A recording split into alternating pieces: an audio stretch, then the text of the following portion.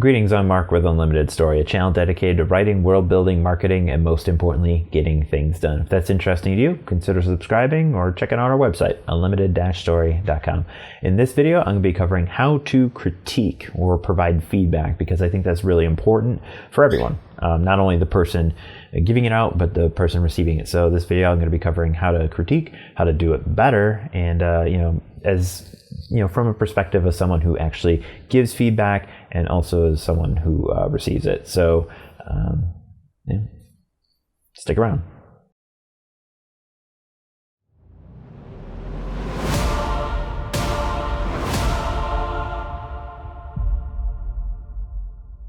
All right, and welcome back. So how to critique, because if you do not do a critique well, it's going to come off as really basically mean, okay? You can write a review, you can write a critique, you can provide feedback to somebody, but you don't need to be mean. A critique needs to be very fact-based, okay? People who are doing this creative work are doing this and they're pumping their heart and soul into it. So realize, like, they hold that close to their chest, and you're not trying to be, you don't want to insult these people, okay? You really want to provide information that will improve their work, okay? So just really focus on that.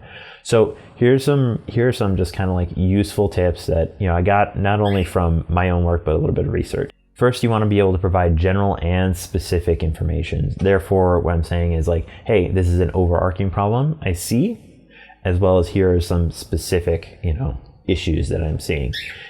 Remember, you want to keep it technical as much as you can. There are preferential things. Okay, for example, this person wears a dark cloak. You may not like that, but there's probably a reason. You wear dark cloaks because if you're going out at night, you don't want to be seen. So there may be a reason. So take those kinds of things out, into account. But, more or less, just have general observations. And again, keep it very fact-based. With every point that you critique with, you should offer some type of suggestion, or at least some type of reasoning why you're making these decisions. Don't just tell them yo, I don't like this, and then leave it at that. Okay? That is virtually no information at all. That just tells me a preference. But if there's a reason, like a real reason, and a good one on top of it, that makes it all the better. Now, here's another thing about critiquing that I find very helpful and this is more from an author standpoint, get as many critiques as you can, because one person, it may just be like, yo, this is my preference. But when you have lots of people, and this is more data analysis, this is some marketing stuff, when you can see a trend in your readers not understanding or all suggesting the same thing, you really want to take a long, hard look at why they're telling you this. A creator does not have to do it, okay? You owe nothing to anybody saying you have to do it. But, at the same time, I do value what my readers and my viewers tell me, and I want to improve. I want to provide the best possible product.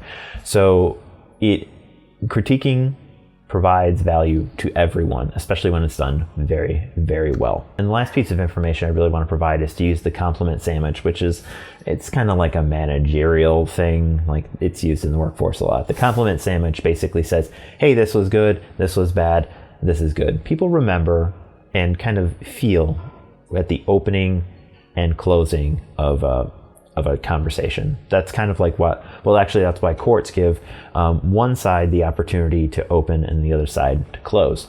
So that way it's kind of fair, if that's how you want to put it. So a critique should always be informational, kind as well. You're not trying to bash somebody. You really don't want to do it in a hurtful way is not good.